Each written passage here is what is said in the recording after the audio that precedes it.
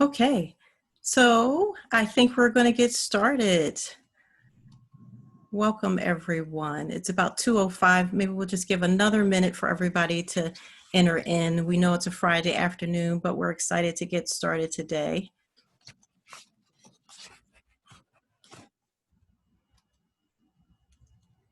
Okay.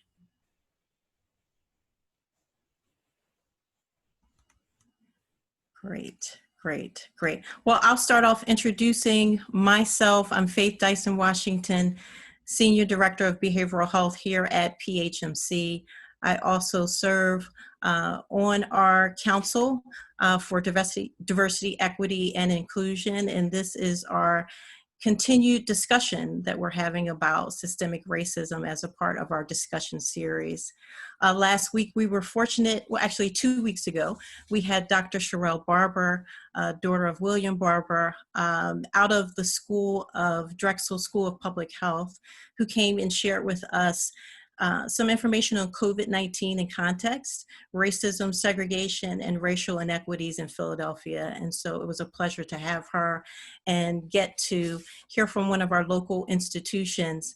But today we have another treat because we're going to be able to speak with Michael Curry, who's our keynote for today, and he hails from Boston, born and raised in Boston, and has an extensive background not only in public service and policy, but in general in terms of his work across the nation.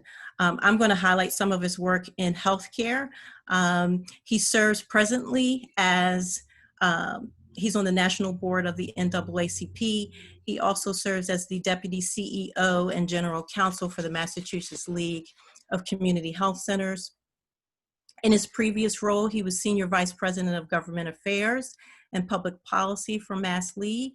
He's led local, state, and federal affairs in public policy for the 52 community health centers throughout Massachusetts, which serves 1 million patients, over 314 practice sites. So that sounds like a pretty huge job, Michael. Based on his work, he's been recognized locally and nationally for his leadership in healthcare policy and frequently requested as a panelist on the issue of Massachusetts and national health reform. In fact, I actually met Michael Curry on a webinar just a few weeks ago, and he was so gracious to accept our invitation when I reached out. He also served as Senior Policy Advisor for Blue Cross and Blue Shield of Massachusetts, where he worked on the passage of the 2006 landmark Massachusetts healthcare reform law, as well as initiatives aimed at ending health disparities. He has over 20 years of experience in community relations, public affairs, and internal communications, and in 2017, he was invited to join the staff of Suffolk University as a part-time professor. So again, and I'm just highlighting some of his work in healthcare, but he has an extensive background in leadership experience also with the NAACP. He was the past president as well in terms of the Boston chapter of NAACP. So I would like to welcome you, Michael. He's going to be talking today about systemic racism and how it shows up in a variety of sectors, and particularly how it connects to our work here at Public Health Management Corporation. We will have some time at the end for questions, and so please, as we go along, pop those questions in the Q&A, and Michael will try to address them as we go along, as well as we'll again have time at the end to get insights, to get him to talk about, to answer those questions. So thank you again, and thanks everybody for attending. Thanks, Faith, for having me. It is a pleasure, an honor and a pleasure to be on this call today. I want to start first by acknowledging Faith. As Faith mentioned, we connected just a short time ago, and some of Faith's colleagues who do the work that you all do have reached out since that call that I met Faith on, and others have asked me to do a presentation. So I'm honored and humbled, and I'm hoping that through the course of the next hour, as I share some things with you, that you're willing, able to lean in on these topics and really engage me in a conversation. It is time.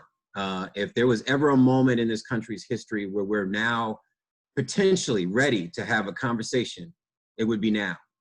And we can credit really George Floyd and what happened to George Floyd in Minneapolis for really setting off a conversation that we can't close. We can't, turn a blind eye on that conversation. So with all that being said, I probably would start, even before I jump into the presentation, of acknowledging the work that you all do at the Public Health Management Corporation. I've been in the public health space for a long time.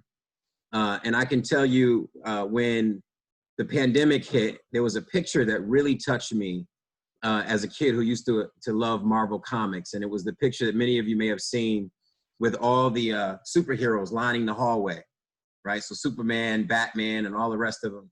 And then it showed 3 physicians walking down the hallway, and it showed all the superheroes taking a bow to those physicians. If there was ever a moment in history that we appreciate our clinicians, our frontline providers, our public health experts, our public health academics, the folks who do the work that you do on a daily basis of creating programs and services that, quite frankly, save lives. It's now time for all of us to take a bow to that work. So I just wanted to acknowledge you in that before we get started. I'm going to share my screen, and let me do that first. And Faith, give me a thumbs up if we're looking good on the screen. Okay, excellent. Now, I'm going to apologize at the outset, because quite frankly, what I'm going to share with you is what you would get over a semester in a class. And you're about to get what I call a USA Today version, the master class in American history. Now, we often refer to it as Black history and Negro history, coined by Carter G. Woodson when he launched Negro History Week. But I want you to think of this as American history, because it is the untold story of American history that has us confused and bound up trying to figure out why people are in the streets proclaiming Black Lives Matter and I can't breathe and no justice, no peace. I would contend if people knew American history, we would have different conversations and we'd have different policies. So over the course of the next few minutes, I'm going to walk you through history. I'm going to connect the dots to what we experienced in history and where we are today with all these inequities that we see playing out in almost every aspect of our lives.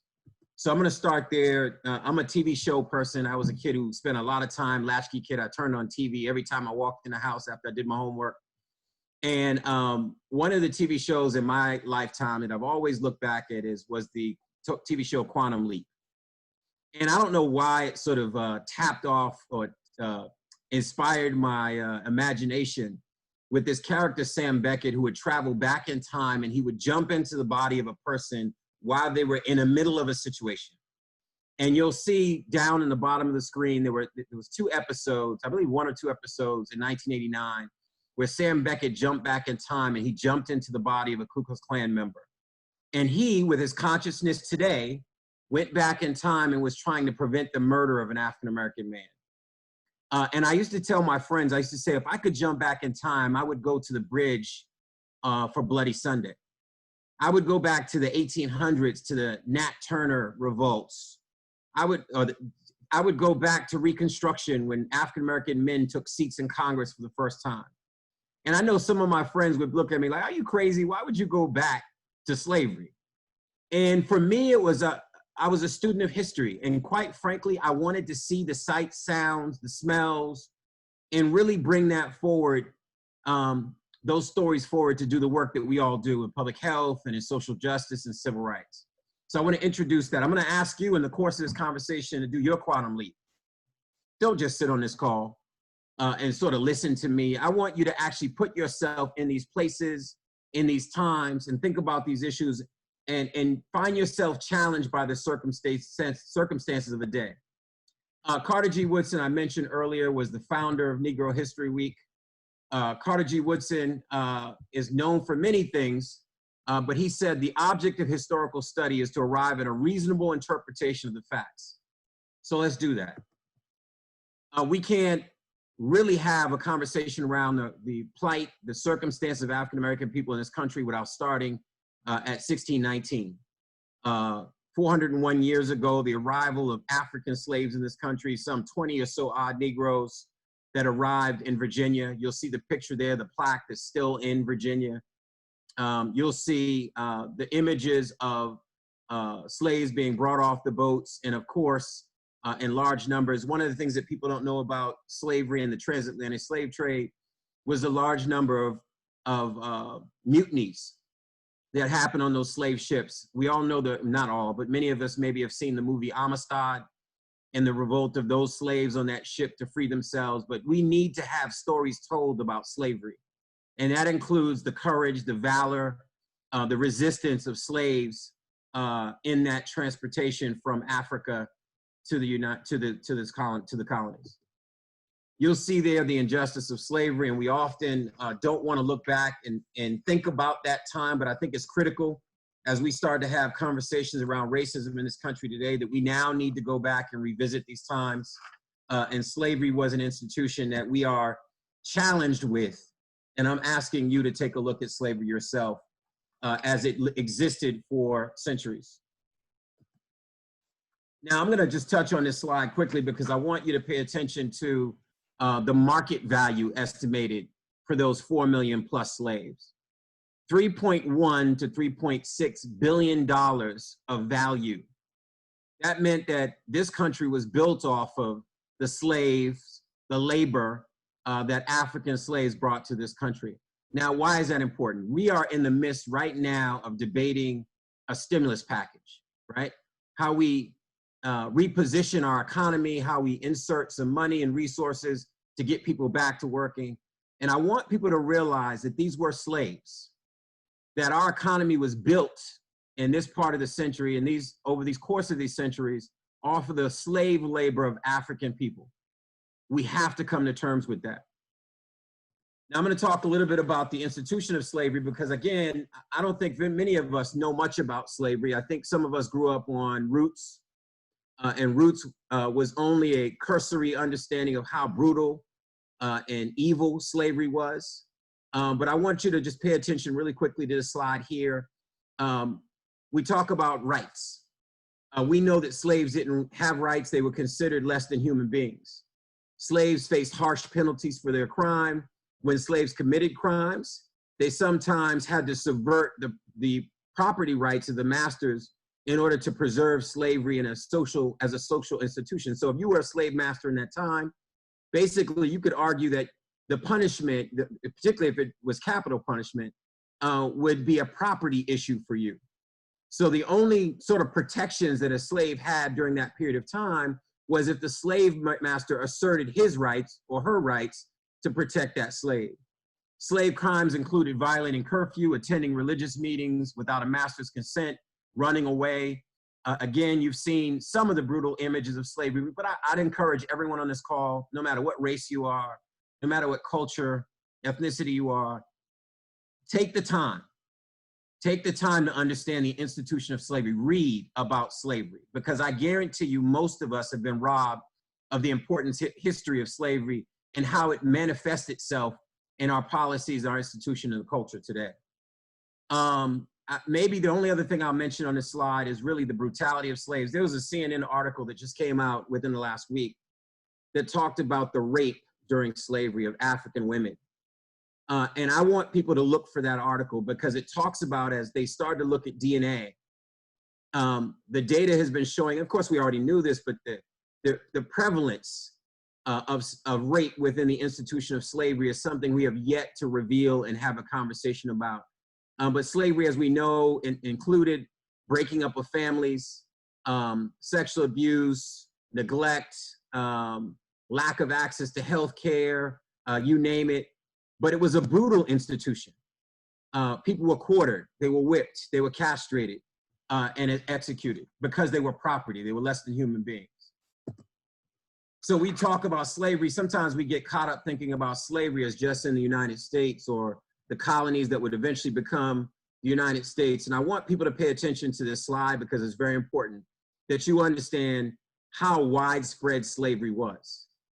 So we're talking the Americas. We're talking the transatlantic slave trades. You see the roots of slavery into North America, Central America. As many of you on this call may be West Indian, into the West Indies and into South America. Now, one of the things that makes me appreciate this slide even more now is as we see folks protesting across the globe over George Floyd's murder, you're seeing people recognize Black Lives Matter, and they're doing it in Brazil, and in Colombia, and in the islands, and in Central America, and they're acknowledging the impact of slavery even in those countries and in those places. So I just want to recognize for a second how widespread slavery was in the Americas and throughout Europe.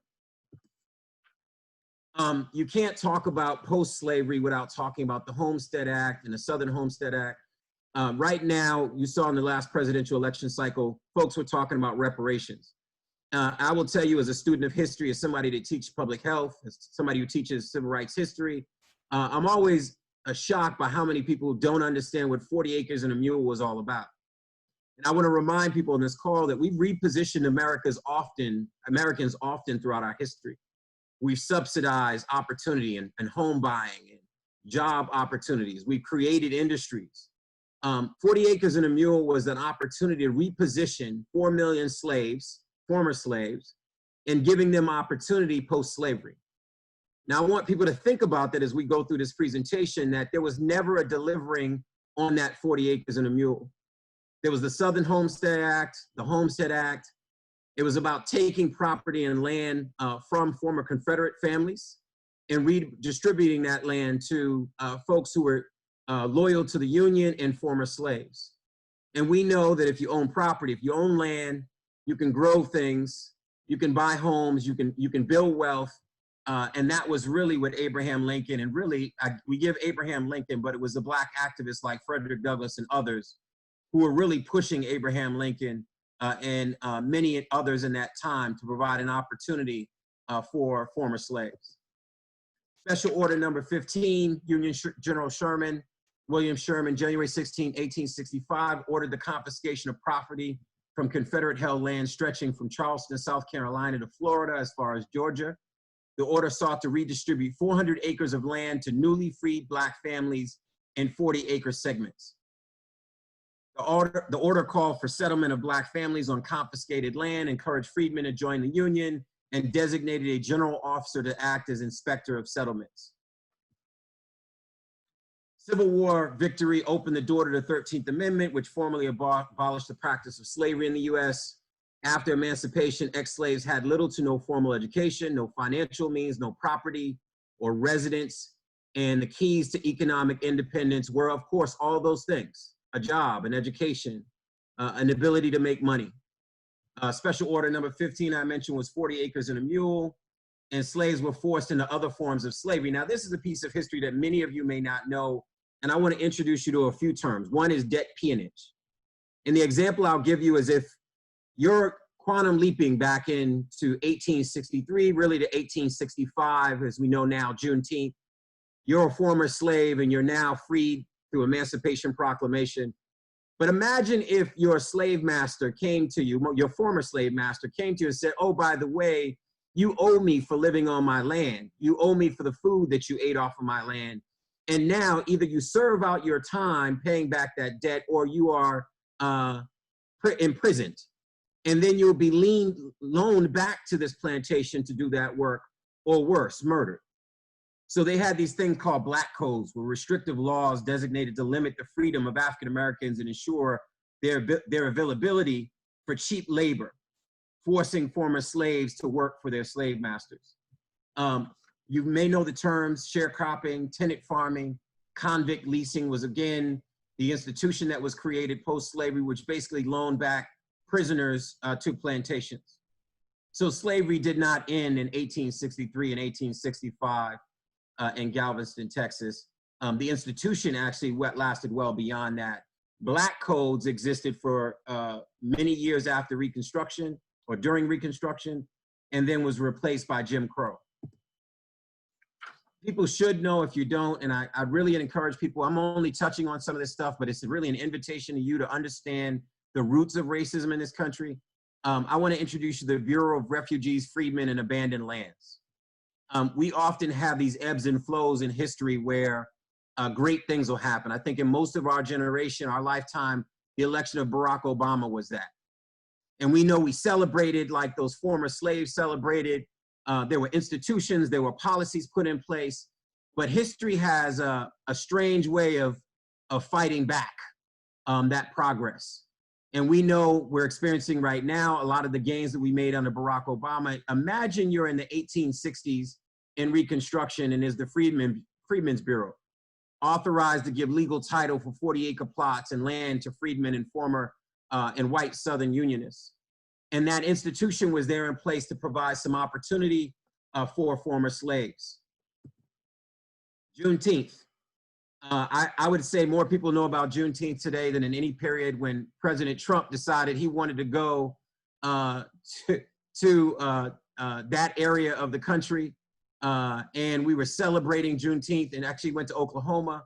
And we were celebrating Juneteenth and the disrespect of the massacre of Black citizens in Tulsa, Oklahoma. We'll talk about in a second. But Juneteenth is a holiday celebrated annually on the 19th of June throughout the country to commemorate the Union Army. General Gordon Granger announcing federal orders in the city of Galveston, Texas on June 19, 1865, proclaiming that all slaves in Texas were now free. Now, why is this important? We have an Independence Day that we celebrate in this country. Some would challenge that it was a real Independence Day since Black citizens in this country, Black people in this country, were not free. So I tend to argue that if we want to celebrate Independence Day, then we need to celebrate two other days. And one is the Emancipation Proclamation, the assigning, the freeing of slaves. And then we need to celebrate June 19, 1865, which would arguably be the third emancipation. 2.5 years after the Emancipation Proclamation was signed and became law official on January 1st, 1863. It's important that people know that history as well. Now, we talk a lot about lynchings in this country. It's come up a lot as we talk about George Floyd or go back as far as Emmett Till. But I want people to pay particular attention to this slide because this is a slide that I guarantee is an undercount. But with existing data between 1835 and 1964, some estimates have as many as 5,000, close to 5,000 lynchings occurred in the United States. Now, I want people to understand that the fear, the threat of lynching, and then the practice of lynching that was going on. You see those plots at the bottom of that map, that Black citizens knew that if they spoke wrong, if they didn't say the right thing, if they were in the wrong place at the wrong time, that their lives could be taken. And I want people to just sit with that slide for a second to understand that we don't even know the true story of lynchings in this country, as the law enforcement in those years, 1835 to 1964, and even arguably after that, were complicit. So as we talk about a distrust in law enforcement in this country between Black citizens and others, people need to know that history, that law enforcement, if you watch those video footage or those pictures of those times, you'll see law enforcement standing there as strange fruit hung from those trees. Bodies were burned and people were murdered that were Black citizens. So I wanted people to pay attention to that. There's more to that, but I'll share that in a second. Birth of a Nation. Now I want you, if you didn't know what Birth of a Nation is, I want to introduce you to Birth of a Nation. And I want you to think about Amy Cooper in Central Park. Because many of you saw Amy Cooper as she came on Mr. Cooper, the African-American man, the bird watcher. And then she decided to use the accusation of a Black man attacking her because it would set off and trigger events that would lead to him being arrested or worse. But I want people to know about the film called Birth of a Nation, originally called The Klansman, a 1915 American silent epic drama. It was a grand spectacle of a film. It had large cast members.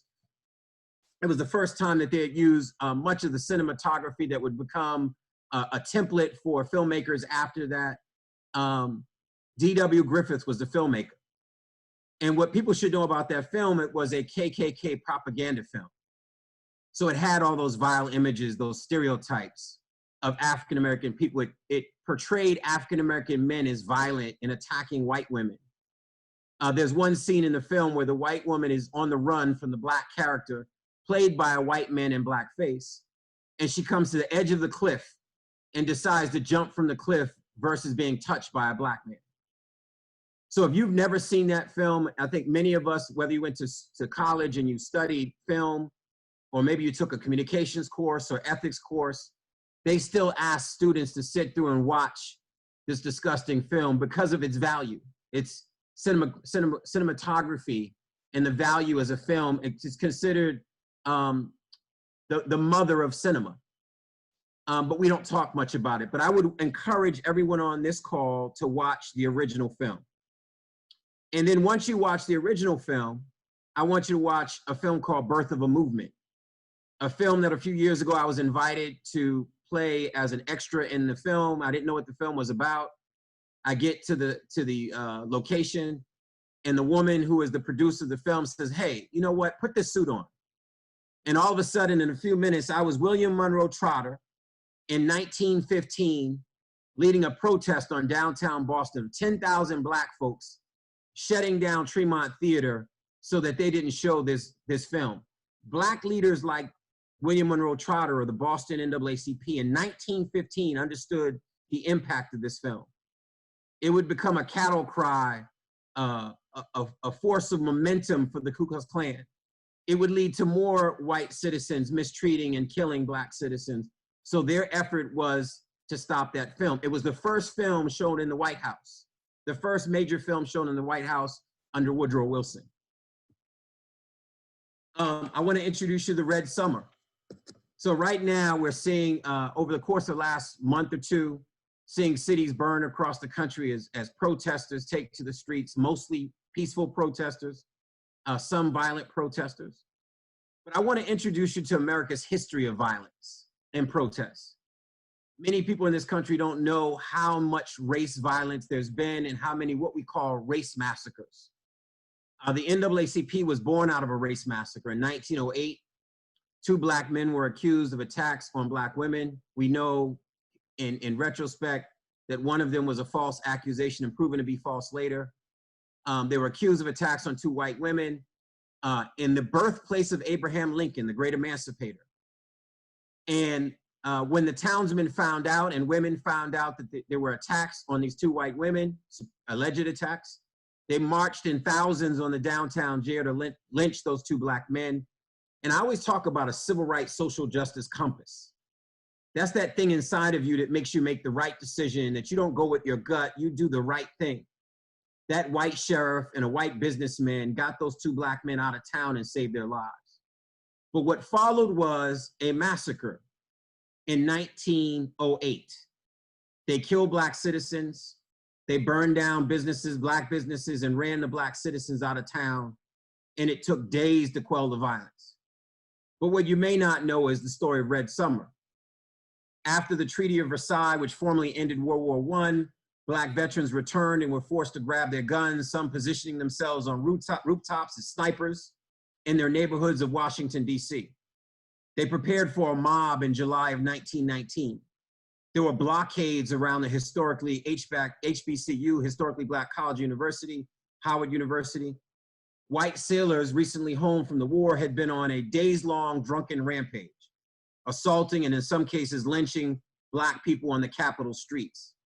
The relentless onslaught proved contagious, escalating in dozens of cities across the US in what we now know to be Red Summer. The racist attacks in 1919 were widespread and often indiscriminate, but in many places they were initiated by white servicemen and centered on the 380,000 black vets who had just returned from World War I, excuse me. You'll see there on the right, the quote, "Because of their military service, black veterans were seen as a particular threat to Jim Crow and racial subordination. They were traveling the globe in their military service and seeing that black citizens weren't treated the same in other countries." You'll see the picture in the bottom right of the 369th Infantry Regiment, also known as the Harlem Hellfighters. They were decorated by the French for their valor, their courage, and then returned home to racism and Jim Crow. We also know the GI Bill. Soldiers returned home after World War II and also returned home to Jim Crow, to systems that said you could fight for the country, you could fight for democracy and peace, but when you turn home, you don't have full benefits of the Constitution. The GI Bill was intended to reposition former veterans and provide them with access to services, college tuition, low-cost home loans, and unemployment insurance. So if we talk about your clients, the people that you serve, and why they're not on that pipeline to building wealth, why they're dying of heart disease and cancer and diabetes at a higher rate, why they don't own homes and they haven't had 3, 4, 5 generations of owning homes, I need you to understand this history. The original GI Bill ended in July 1956. By that time, nearly 8 million World War II veterans had received education and training, and 4.3 million home loans worth $33 billion had been handed out. But most Black veterans had been left behind as employment, college attendance, and wealth surged for whites. Disparities with their Black counterparts not only continued, but widened. I need people to know about restrictive covenants, that even if you are fortunate to get a loan, there were restrictive covenants and housing discrimination that prevented Black citizens from living in white neighborhoods, from going to schools that were predominantly white, that there was deep institutional racism in this country that prevented even former veterans who came back as heroes from building that wealth and building opportunity for their families. I want to talk quickly about the Student Nonviolent Coordinating Committee. We just lost a legend, a hero, and John Lewis, but many people don't know about SNCC, the Student Nonviolent Coordinating Committee.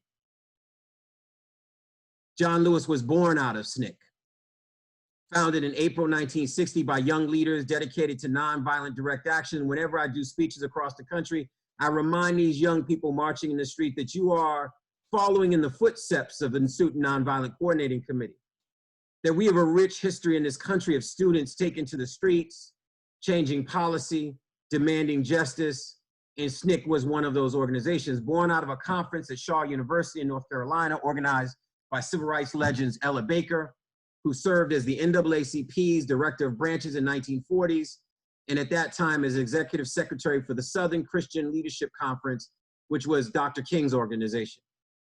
Ms. Baker did something which I appreciate even to this day. She told the young people, don't become a subgroup of SCLC. Stay on your own, be your own voice, develop your own leadership. And John Lewis and others would lead that movement. Born out of a conference organized by civil rights legend Ella Baker, I mentioned that. And I want to talk quickly about John Lewis. Congressman Lewis was born as a sharecropper on February 21st, 1940, outside of Troy, Alabama. He grew up on his family farm and attended segregated schools in Pike County, Alabama. As a young boy, he was inspired by the activism surrounding the Montgomery bus boycott. December 1955 to December 1956. In the words of the Reverend Dr. Martin Luther King Jr., which he heard on radio broadcasts. In those pivotal moments, he made a decision to become part of the civil rights movement. He would go on as a student to challenge segregation at lunch counters in the early 1960s. He would go on to join freedom movements that would travel into the South and challenge transportation entities that would segregate transportation. You'll see the Freedom Riders, that upper picture, upper right-hand corner, the Freedom Riders, white, Black, and others who got on those buses and were beaten brutally and took that risk. And we have a mantra in the NAACP that reminds me of John Lewis. That mantra is, courage will not skip this generation. And I want to repeat that, courage will not skip this generation. We need more people of our generation to be courageous like John Lewis. When he walked across that bridge on Bloody Sunday, walking over the crest of that bridge as he looked down on law enforcement that he knew had the potential to use their power and influence, their brutal billy clubs, and take lives. And he marched forward, and we now know him as a courageous hero of civil rights. W.E.B. Du Bois, the founder of the NAACP, actually before the NAACP, the Niagara movement, formed by Black men, and then eventually by Black women who were allowed to join that movement a few years into it. That movement would eventually become the NAACP, the National Association for the Advancement of Colored People. One of his famous quotes is, "Nothing can be solved that can't be faced." I would challenge us on this call that we have not faced the history, so therefore we have not faced racism. So you'll see in the upper left-hand corner, of course, the transatlantic slave trade and the brutality of the shipment of slaves across the Atlantic Ocean. You see sharecropping. My mother tells me what it was, how brutal it was growing up in Alabama and picking cotton. You'll see in the bottom left-hand corner something we'll talk about in a second in your work in the public health space, the Tuskegee syphilis experiment. You'll see that in that bottom middle picture, unequal treatment, a report that all of you should know about since you work in the public health space. I remember being a kid in the housing projects and Black activists would walk by and they'd start talking about how doctors didn't treat us the same. They didn't give us the same medication. They sent us to amputations. They didn't seem to want to treat our illness. And some of the Black parents would sort of shuffle by them that they were just militant and had conspiracy theories. And then in the early 2000s, the Institute of Medicine put out a report called Unequal Treatment that validated what those activists were saying about disparate treatment in healthcare. You'll see the bottom right-hand corner is a book that I'd encourage people to look at called An American Health Dilemma. A good friend of mine, Linda Clayton, and her husband, Michael Bird, really told the story of the taint of race in our healthcare system, dating back to slavery. Now, some people on this call and the work that you do in public health know the story of the Tuskegee syphilis experiment. I want the date to shock you. 1932 to 1972. In the fall of 1932, the flyers began appearing around Macon County, Alabama, promising colored people special treatment for free blood tests, free treatment by county health department and government doctors. The black and white sign said, "You may feel well and still have bad blood. Bad blood. Come and bring all your family. Bad blood." Hundreds of men, all Black and many of them poor, signed up. Some of the men thought they were being treated for rheumatism or bad stomachs. They were promised free meals, free physicals, and free burial insurance. What the signs never told them was that they would become part of a Tuskegee study of untreated syphilis in the Negro male, a secret experiment conducted by the U.S. Public Health Service to study the progression of the deadly venereal disease without treatment. The study recruited 600 Black men, of which 399 were diagnosed with syphilis and 201 were a control group without the disease. Now, in the work that you all do and I do, when we understand that people may not take the vaccine when it comes out later this year or next year, we need to know the history of the Tuskegee syphilis experiment and why Americans, particularly many of them Black, would not trust our system and may have a reservation about taking a vaccine. We need to solve for that because we need to make sure that we save our lives, their lives. But we also need to have a recognition and understanding of history that created that distrust. I'm giving folks homework, Faith. So, you know, in this call, I'm not one of those people that just come and speak and leave you without homework. So I'm telling folks on this call, I need you to read the Institute of Medicine's report on Unequal Treatment, Confronting Racial and Ethnic Disparities in Healthcare, March 2002. I need you to pick up Michelle Alexander's book, The New Jim Crow. You can't understand why so many Black men are in the condition we're in, and Black women, unless you understand the book, The New Jim Crow, the pipelining of Black men into prison, which I call gladiator school, for nonviolent drug offenses. I always shock people when I tell them I saw more drugs on a college campus in Minneapolis, St. Paul, than I ever saw on the street corners of Roxbury. My roommate was a drug dealer on the campus where I went to college and became a DA in New York. But those kids I grew up with that were selling drugs, trying to make money, were incarcerated. So I want America to come to terms with that contradiction. And I think Michelle teed up the conversation with The New Jim Crow. The NAACP put out a report called Born Suspect, way before we got to this heightened consciousness about race, which talked about stop and frisk. and the continued fight to end racial profiling in America? And are we overinvested in the war on crime instead of investing in our children and in education and in healthcare? And that report challenges us to think about how we spend money, hence the conversation around defunding the police. Do we want more tanks, more high-powered weapons, or do we invest in the work that you all do to prevent people from getting involved in our criminal justice system and keeping them healthy? The Federal Reserve Bank in Boston put out a report called Color of Wealth in Boston. You should have an equivalent where you are. There are national data that I'll talk about in a minute, but there is a huge wealth disparity between Black America, Brown America, and white America. And it's no accident.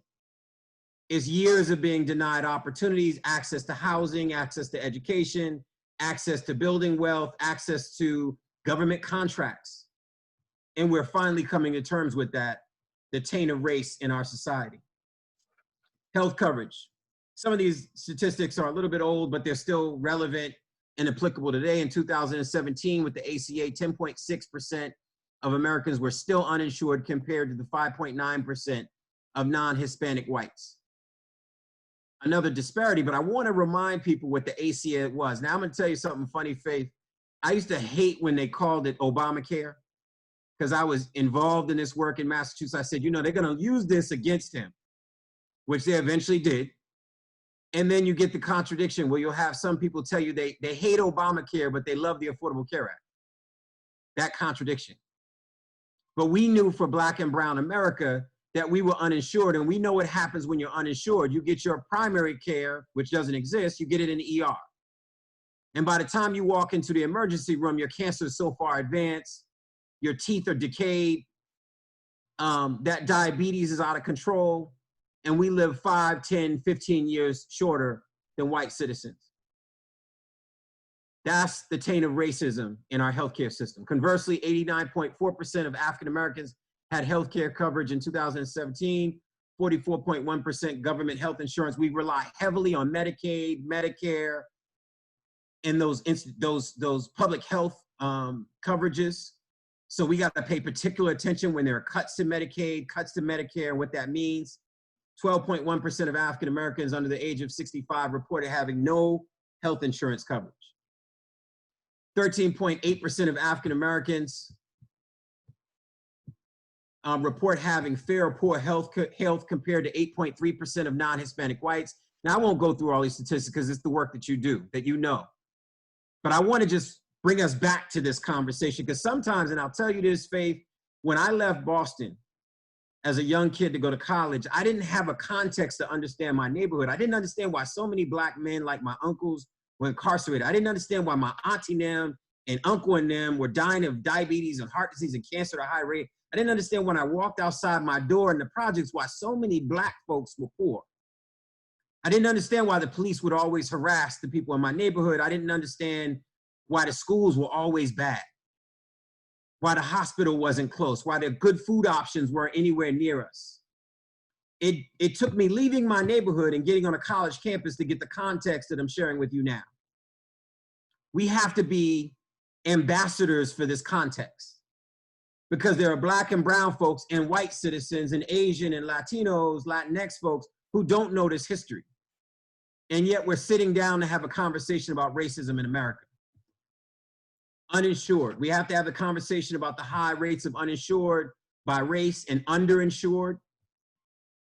That's a Kaiser Family Foundation slide. I will share these slides with Faith later, but I want folks to pay attention to the data. Mental health. I can't leave this conversation. I often tell people, as all the Black folks on this call remember, we have a thing in the Black community. We say Black don't crack. And we talk about our resilient skin in the sun. But we know that that really means that we survived slavery, Jim Crow, segregation, and we're still here standing. Many of us.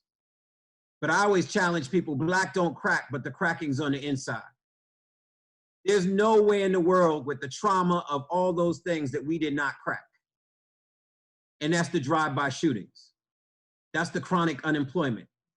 That's the depression. Those are all the things that you see more clearly than most citizens because of the work you do. And I want us to pay attention to that. I want to introduce you really quickly to another term called the weathering effect. Researchers call it the weathering effect, and they gave this example when they taught it to me. They said they went into Black families' households and they asked Black mothers to rate their asthma from 1 to 10. And the Black mothers, like mine, because I had asthma, rated the asthma, say 3 or 4. Then they asked those same mothers to rate the doctors to rate those same kids' asthma, and they were 8, 9s, and 10s. And here's why I'm telling you the weathering effect, which they introduced the term, is you can get so used to doing the pump every day, taking the pill every few hours, and being in the ER once a month that it becomes your normal. So I asked the question, what have you become weathered to? Being murdered in the violence in our communities, being murdered by police officers with police violence, being asked for your ID with your credit card at a store, being followed around a department store, being denied an apartment or a house that you wanted to buy and feeling like it was race, being told that you don't belong or you shouldn't get a promotion or the same compensation. What have you been weathered to? Because the challenge for us is to get unweathered. Faith, I'm going to close these out really quickly. I know we have some questions. We want to go to leading causes of death. We know these numbers. This is the work that you do. Diabetes, heart disease, asthma, pneumonia, and so forth. Police-involved shootings. We know the numbers now. Too many African Americans are dying at the hands of police officers, mostly white and even some Black, because they're the institution of racism. So you can step into an institution and adopt this racist teachings or ideology or practices. So we need to understand that as you see police officers who are African American even perpetuate that racism. These numbers are a day old, but I want you to not get weathered to the death that's going on right now with COVID-19. Almost 15 million cases worldwide, 611,000 deaths worldwide. We're inching close to almost 4 million cases in the US with now over 150,000 deaths. And all the equity issues that you see play out in your neighborhoods right now, access to PPE. You know, your clients couldn't go and stock up on water. And they may not have had a thermometer in the house or pulse ox. Or they were told to stay home even though they were sick and maybe they died at the house and never even got a test. Or there's no testing in their community. Those are all the equity issues that we have to solve for. And then we now do telehealth. Do they have access to telemedicine? Do they have broadband access? Do they have smartphones? Do grandma and them know how to access their doctor over all this technology? All issues that you and I and others have to solve for. The Spanish flu, 1918, 500 million worldwide, 5 million deaths, 675,000. I'm only going to leave you with one thought from this slide. We say in the Black America, we say, when white America catches the cold, Black America catches the flu. And we typically say that phrase in like economics. When they get unemployment, we get 2-3 times their unemployment. But I asked the question, when white America catches the cold, Black America catches the flu, what happens when white America catches the flu? My answer would probably be we die, as the numbers are showing with our national Katrina, as the people most vulnerable with those underlying chronic conditions, with housing insecurity, with congested households are dying in every part of this country. Education inequities, this is a long list, overwhelming list of what you and I need to be paying attention to. Opportunity achievement gaps, medicating our children, social emotional learning, the elimination of transportation in some of the hardest, roughest, most violent communities in this country, where people have to walk, little kids walk through drug-infested communities, and they have to walk by murder and memorials and the trauma that creates, lack of diversity in advanced work classes in front of the classroom. I tell people all the time, there's a little Black girl in Philadelphia right now who's meant to find a cure for cancer and will never know who she is because she doesn't have the academic rigor and the opportunity. Economic development, we know the businesses that are failing. Some estimates are really high with Black businesses that are being lost during COVID-19. We were already not getting the contracts. They were already struggling. What does that mean when they employ large numbers of our communities? Black, brown, Latinx, Asian. What is the impact of that on our local economies? Criminal justice, don't just stop with the 8 minutes and 45 seconds, 8:46 seconds. And I hope people on this call did that. Did you pause during his service for 8 minutes and 46 seconds? And here's why. It's important that you take that in, because I guarantee you by minute 4, minute 5, you'll be thinking that was murder. It was 8 minutes and 46 seconds that officer had his knee on his neck. But I need you to see all these issues, fines and bails, the racial disparities that play out in sentencing, probation, parole, disciplinary practices, who gets hired in our prison systems, lack of diversity in law enforcement. This is what keeps me up at night, that the issue is so much bigger than police violence. I'll end it on here. You know, you got to pay attention to all these cases. It didn't start with George Floyd or Tamir Rice, which really chokes me up when I think about that 12-year-old boy playing in a park like I did with a toy gun, and police pulled up within feet of him, and before he can even say, this is a toy, they murdered him. That was me. That's you.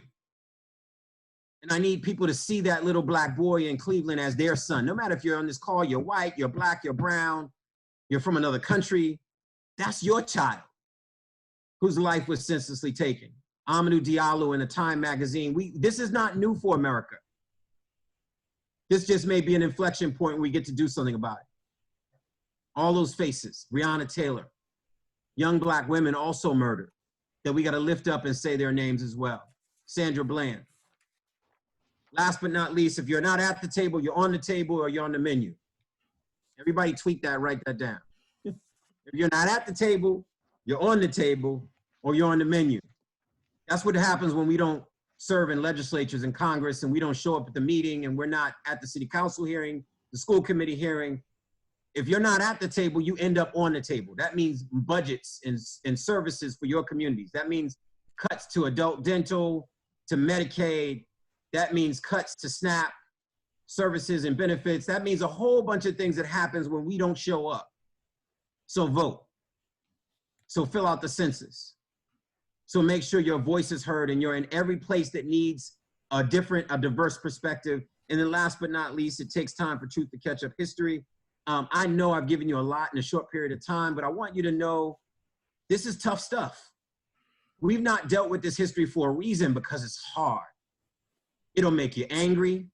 It'll make you frustrated, but I need you to connect the dots and all that I just talked about to why there's so much disparities in our communities today. A historical minute ago, my mother couldn't get a college education. Historical minute ago, I was on a bus in 1974, headed from Roxbury in Boston over to Charlestown as a 7-year-old boy, as people lined the streets and threw rocks at buses with 7-year-olds on it. That's hate. That's the racial divide in this country. And yet we think we got here by accident. We don't tend to know this history. So I challenge people today on this call, you know, I'm excited about the work that you do. If I can share that history with you and you can go out and do that work in a different way and share that history with your clients in the policy spaces you're in, it'll make for a better policy. We'll get body cameras. We'll eliminate no-knock warrants. We'll reinforce the importance of Medicaid and Medicare.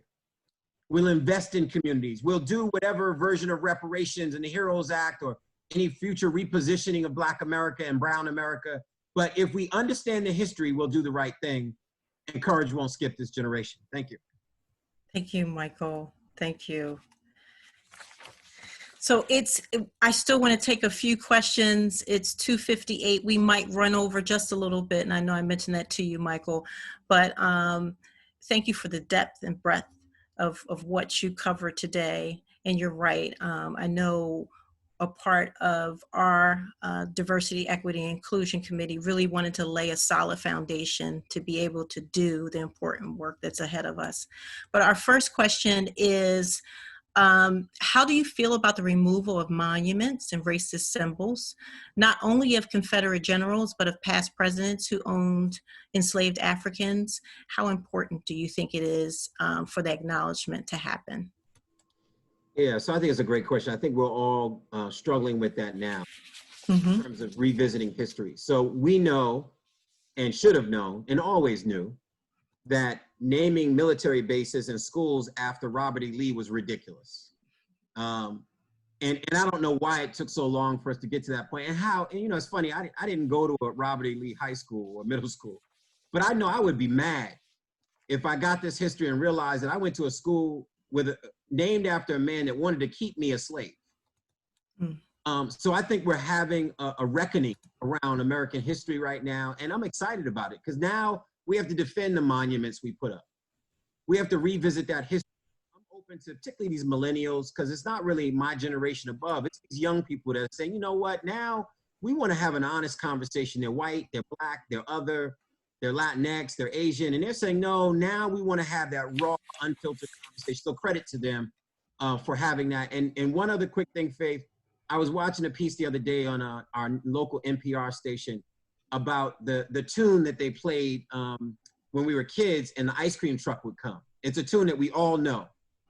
And the historical piece was the tune comes from a song in the early part of the 1900s, which was by a racist man who wrote a song that says, nigga want a watermelon, ha, ha, ha. Nigga want a watermelon, ha, ha, ha. And they basically removed the lyrics, but then played the tune. So as you think about you as a kid running out of the house, tune that was actually a racist song, we're now revisiting things that's gaslighting, right? We basically taught to celebrate things, even Independence Day. And now people say, well, Independence Day, we weren't independent. We weren't free. I think that there's an exciting time, and I'm hoping white Americans don't get entrenched in their preservation of history, but are willing to revisit it and have an honest conversation. Yeah, yeah. And I see our one of our chiefs is coming on too, Celeste Collins. Another question came up just in terms of, kind of where do we go from here? And I think, Michael, we're going to have you come back. We're thinking about having a panel discussion to really be able to dive deeper into that, but, where we can individually make a difference, but also as an organization. And I sent you information on PHMC. So we have so many service areas, addiction services and behavioral health. We have 5 FQHCs, forensic services, research and evaluation. And so, again, we're just beginning to lay the foundation to look at these inequities and systemic racism across the system to do that. But yeah, what are your personal recommendations? So where do we go from here? One is, and I do a little history on FQHC. So I think it's important for people to know where this work comes up. Community health centers were born out of the civil rights movement. Jack Geiger, Count Gibson, Hatch, Dr. Green, Dr. Smith in Mississippi. Others really created this movement, and they were civil rights activists who decided they needed to forge a path for healthcare and equity in healthcare. So that's what we're born out of. So there's an importance to revisit that because it wasn't just about walking into a facility and getting medical care, eye care, dental care, mental substance use services, social services. They also saw it as an economic engine, which is why half the boards have to be consumers. That's why they put them in communities to be economic engines, and we have to revisit how we were born because that'll make sense today as we go beyond the 4 walls of our health centers and get into our communities and weigh in on qualified immunity or defunding police or social determinants of health or solving unsolved murders in our neighborhoods. I think we're now having a conversation across the country is what is the role of a health center to treat the underlying issues that people have when they walk into our buildings. I think that's the public health space we're in. The work that you all do is so critical, but we're all having to rethink about how we can dig deeper and have an imprint and a footprint in changing policy. And I think I'm excited about that work. Great, great. Yeah, and we've been talking about too, in terms of being creative, thinking about innovation, right? And so creative partnerships too, so that we can have the right organizations at the table. And like you were saying, hearing the voices of those communities as well. So it's 3:04. I do want to take one last question, if that's okay, Celeste. We have a question around voter suppression. Direct or indirect, right? Direct being not enough voting polls, indirect incarceration, losing voting rights. And this person had a question, especially what's happening in Florida. Any suggestions around that? I know we encourage all of our members just to vote however, to get registered to vote so that you have a voice. But any thoughts around voter suppression and Yeah, so as you mentioned, Faith, I'm on the national board of the NAACP, and I chair the National Board Advocacy and Policy Committee. So we are deep in that work of protecting the right to vote. We're celebrating this week in all this month, the history of John Lewis. That's what he fought for, the right to vote.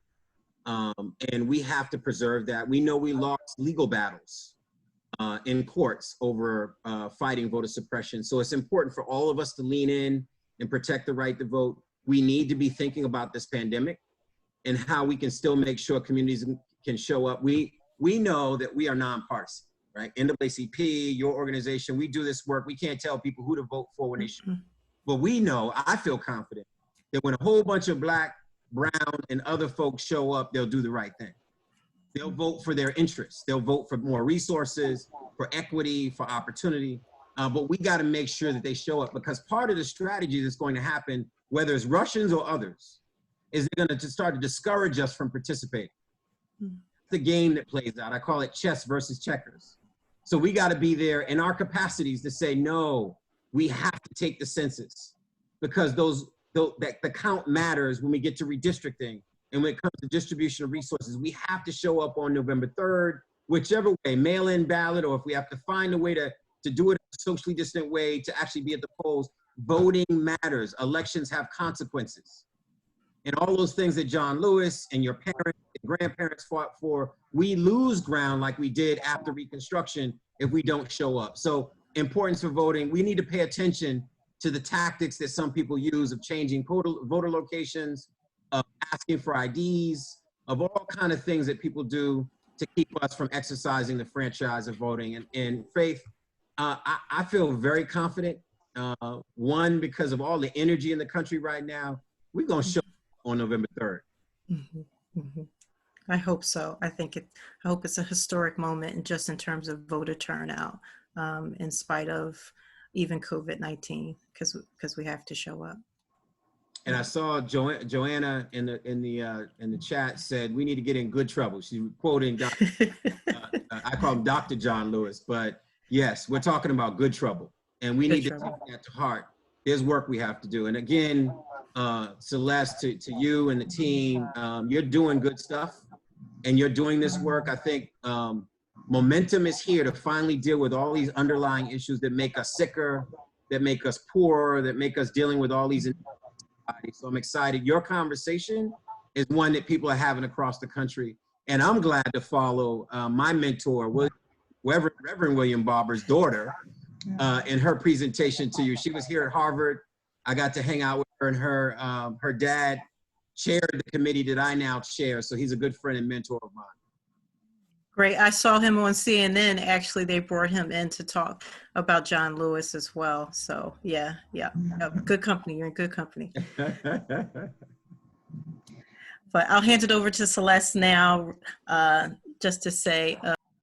I don't have much to say other than I'd be remiss if I didn't come on and thank Mr. Curry. I don't know how we thank you for engaging in the passion that brings you, that brings this to life for you, and you bringing this to life for all of us here. As if I quote all of the chats, comments around you, overall, it is, as we see here, thank you, awesome, Mr. Curry. This is relevant. When do you come back? So I say, to that I say, Faith has been very diligent in bringing relevant panelists, relevant conversation. And today, where you walked us through some history, some painful history, but that's what history is. Put us to where that history ties into PHMC and all of the work that we do. When I saw that list of all of the areas of opportunity and challenges that we face when we deal with our clients and customers and engagement, it's overwhelming, but it's what we do. We're signed up for the task. Then you talked about some of the trickery that continues to go on out there, and we just have to be aware. One thing that I would call out when you talk about be involved, make sure that that you vote and do various things. One other thing that I would call out as we talk about incarceration and the work that we do here at PHMC with incarceration, the one thing that all must do is that when we get that it is your time to serve as a juror, it's so important that there is representation, a jury of your peers, So that's really just as important as some of the other things that you've talked about, as John Lewis talked about the very first thing that he fought for, that he got an event officially, that library card. The dying breed of what's happening in libraries. And with no libraries, some of us don't have access to computers. So there's a lot here. And as this is only the beginning of some of the many conversations that we will have, and we appreciate you being here today. I appreciate Faith being really taking the lead and getting the right panelists here to share with us where we need to be. We hope that you'll come back and so to share on the fuller panel to continue this discussion rather. So thank you, Carrie. Thanks to all of our employees. Thanks for what you do. And as John, and by the way, we had it last Friday, we had a tribute in poetry and music to John Lewis and his mentor. And we know we pay tribute to a lot of the good trouble and necessary trouble that he got in. And we're going to end with something, that happy song that he was very fond of, as well as myself. So thank you for being here. Thanks to our employees that are taking the time to be with us during these important conversations, to be continued all. And we'll go out with an appropriate upbeat and uplifting music. Thank you, Mr. Curry, and thank you all. Thank you. Thank you both. Faith, anytime you call, let me know. I'll be there. Thank you, Michael.